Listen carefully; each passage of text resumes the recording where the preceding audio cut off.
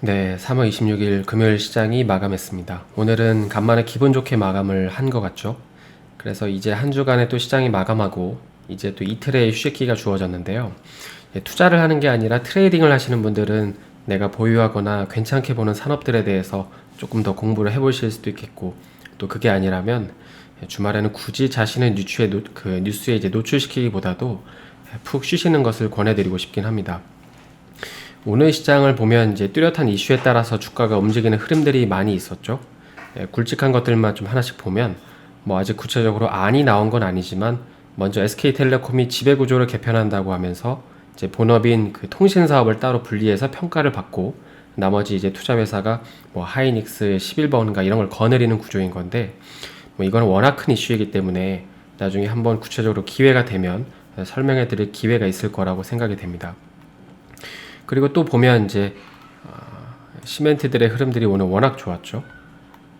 한일시멘트, 삼표시멘트 그리고 쌍용양회까지 오늘은 이제 시멘트의 날이었다고 할 정도로 좋은 흐름을 보였는데, 며칠 전에도 이제 말씀을 드렸지만 이 현재 건자재 섹터는 그 주택 공급 이슈 때문에도 좋아질 거지만 그 S-도시 투자까지 염두에 둔다면 아직까지도 이제 충분히 매력적인 섹터이기는 합니다. 그리고 오늘 또 하나 좋았던 섹터가 바로 이제 이 해운 섹터였죠.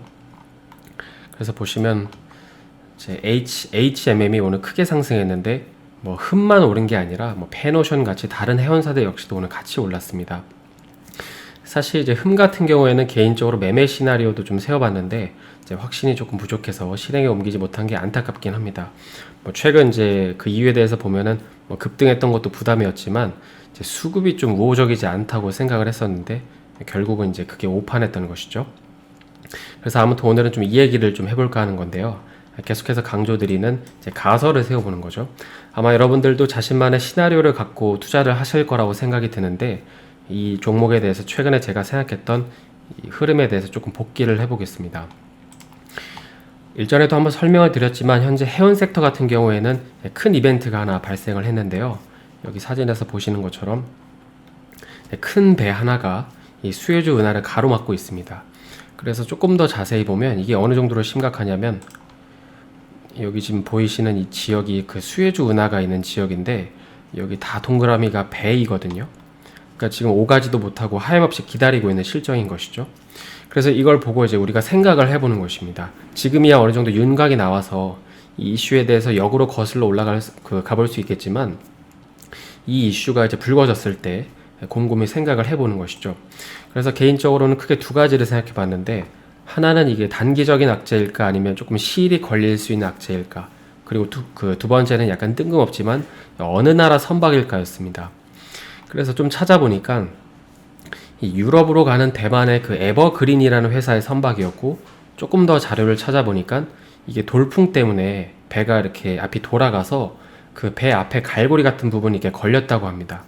그래서 이게 복구되는데 얼마나 걸릴까 이제 또 생각을 해보는 거죠. 근데 이제 거기서 제가 봤던 마지막 그 기사는 이거였는데, 지금 여기 포크레인 한 대 가지고 이렇게 파내고 있는데 개인적으로는 저렇게 파서 언제 다 팔까라는 생각이 좀 있었거든요. 그래서 그때 당시 내린 결론은 조금 딜레이가 생길 수도 있겠다는 결론이었습니다. 물론 이제 오늘 기사를 보니까 단기적인 악재에 그칠 거라는 기사도 있었는데, 어쨌든 며칠 전에 나온 이 뉴스를 보고 내린 결론은, 먼저 첫 번째 질문에 대한 답 같은 경우에는 조금 시일이 걸릴 수도 있겠다는 생각이 들었고, 그리고 두 번째 같은 경우에는 사실 투자자들의 심리를 생각해 본 건데, 그러니까 대만, 즉 아시아 국가이기 때문에 최근에 이제 국내 선박 회사들의 흐름이 너무 좋잖아요. 그렇기 때문에 수혜가 될 수 있겠다라는 식의 얘기가 나올 수도 있지 않을까라는 생각이 들었습니다. 사실 우리가 조금만 생각해 보면 이 배가 한 척 갇혔다고 해서 갑자기 저 회사 고객사들이 이제 앞으로는 대만 기업 이용하지 않고 다른 나라 선박을 이용한다는 거는 말이 안 되죠. 그래서 두 번째 질문 같은 경우에는 말이 안 되는 건데, 근데 이제 이 여팡을 잘 모르고 이제 진입한 이 개인 투자자들의 심리를 고려하는 것이었습니다. 그러니까 동전 뒤집듯이 생각하는 사람들이 충분히 있을 수도 있겠다는 생각을 하는 거죠. 그리고 만약에 이 두 가지가 맞다는 또 가정하에, 더 나아가서 이게 만약에 장기화가 돼서 단기적으로 저 지역이 어떤 조처까지 취해지면, 당장 아시아 지역에서 배를 통해서 이제 물건을 보내야 되는 회사들은 운임료가 이제 상승하더라도 보내야겠죠.